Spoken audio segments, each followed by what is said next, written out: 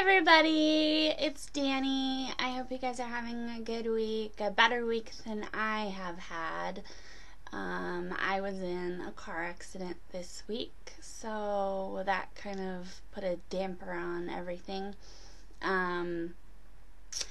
Anyway, I hope that you guys weren't in a car accident and that nothing bad happened out there in your worlds. But if it did, then just do what I did and try and keep positive and remember that things can always be worse than they are. I know sometimes that's hard to keep in perspective, but things can always be worse. So just gotta let it roll.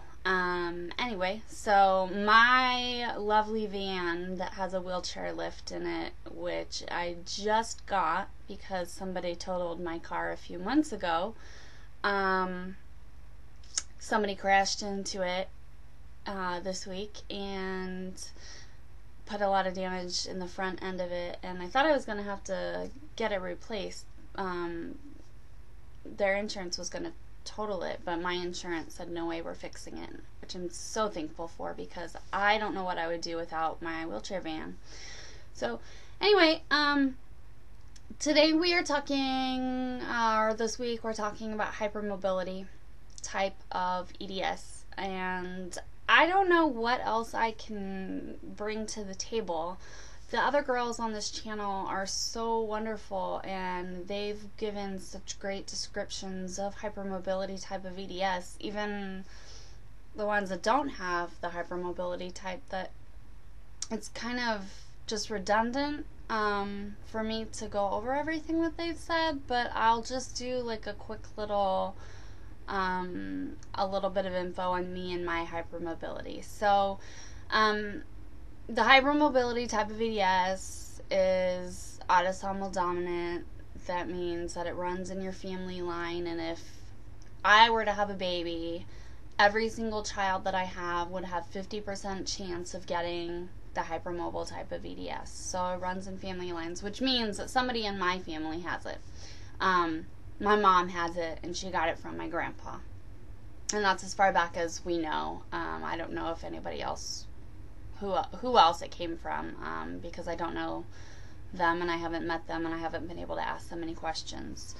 For me, hypermobility was an issue. I mean, well, it was a thing in my life when I was a little kid. I used to do the party tricks, the things that you're not supposed to do, like bending your joints backward and twisting yourself into a pretzel and showing off to all your friends all the weird things that you could do. And I've since learned that that's really horrible and really damaging on your joints, and I'm not going to do it here on this video because I don't really want to hurt myself any further.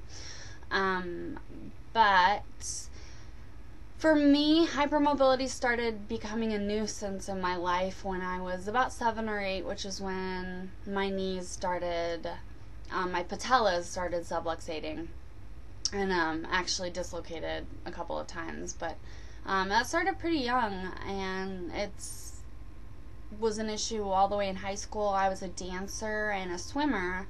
Swimming was great. It was a great exercise for me to do at the time. It was really gentle on my joints, so I really excelled at it. I competitively swam. Dancing, on the other hand, was really, really hard on my joints. There was one time when I was doing a bunch of high kicks and I was connected arm to arm with all of the other people. I was on a dance team that was kind of like cheerleading in high school, and I did a bunch of kicks, and I kicked once and my knee dislocated because I put all my weight on one knee and my other knee was up in the air, so all my weight was on one knee and I was like kind of jumping up and down and kicking, and I dislocated my knee and took my entire row of dancers down with me. So the entire row fell down in the middle of the gym, in the middle of our assembly, and that was quite embarrassing. So that was well before I knew I had EDS, and I just knew that my joints were really bad, and I knew that I could do crazy party tricks with them. So for me, I'll just kind of go through my body top to bottom and tell you what is hypermobile that I notice that causes me problems. Because obviously every joint in my body is going to be hypermobile, and I'm going to have issues with laxity everywhere. So starting in my neck, I have issues with cervical instability. In my collarbone, it moves a lot, and sometimes it actually subluxates. I've had it actually dislocate before, so your clavicle, collarbone, clavicle, same thing. So that's an issue for me. My ribs are an issue in the front, and the movement causes inflammation, which is a syndrome known as costochondritis. My ribs in the back also have issues, and in fact I'm healing from a strain because my ribs on the side over here, one of them, basically they're like this, and one of them locked up in with another one, and it pulled apart here, and so all of this cartilage right here that's under my left breast was strained, so the doctor thinks it actually tore it. So I have a lot of issues with my ribs being unstable. I have issues with them in the front. I have issues with them in the back. My shoulders are not one of my hugely problematic joints, except for when I sleep. When I sleep, I don't know what I do, but I roll over on them weird and they come out of place. I will whack my wife in the face while we're sleeping, with my joints moving all around, and so I'm actually looking at bracing them at night to sleep. So moving down from there, my elbows, this arm is better after surgery. I'm not having quite as many issues with my arm, but my elbow is still hypermobile, and it's causing inflammation in the joint, and that's really painful, so I've been getting injections right now for that. My wrist, this wrist was fixed with this really awesome surgery that I'll be posting on my blog about, but the wrist itself is not very unstable anymore. It was until recently. This wrist is still completely unstable, and I mean, both wrists, you know, I can bring my finger down. Well, okay, I can't on this one right now. I just had surgery on it, so it's not as stretchy as it was. But that is all I can do with my finger right now. I don't know if you can see that. I cannot bring it down to my wrist because I had this awesome surgery that fixed it. This one is how my other wrist used to be. So bringing your thumb completely down to your forearm is obviously one of the things on the Baton scale, and bringing your pinky backward. You know, my pinky goes pretty far backward. Let's see if I don't know if I can show you how far backward it goes, but it goes really far backward. And then my fingers, you know, they all have issues with being unstable, and being hypermobile. Moving down my SI joint and my back, I have pain from, and sometimes instability. My SI joints can cause me issues sometimes. My hips themselves are not problematic for me, very much, I should say, just slightly. It was my bursitis in my hips and my SI joints that was an issue, not my actual hip itself. So there's 3 places on your hip that can hurt: your SI joint, on the side from bursitis, or in the front from your actual hip hurting. My hips themselves don't cause me a ton of problems. I'm lucky there.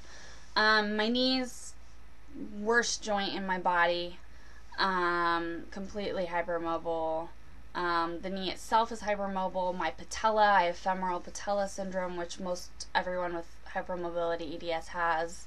It's where your kneecap is floating, basically, and it moves side to side really, really easily, and it pops out of place. It'll subluxate or actually dislocate very, very easily.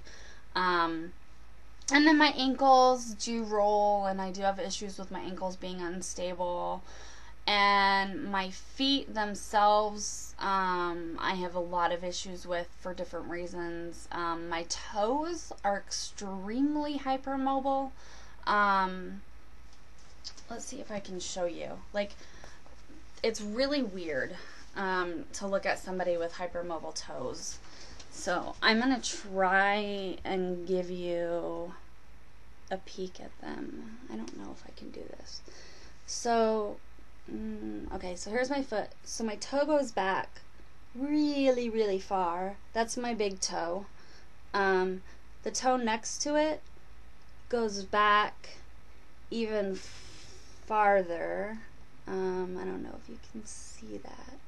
And anyway, so they go back like super duper duper far, and it's really, really weird. And until the last few years, it was not a big deal. They just moved around a lot. However, they are now causing me a lot of pain.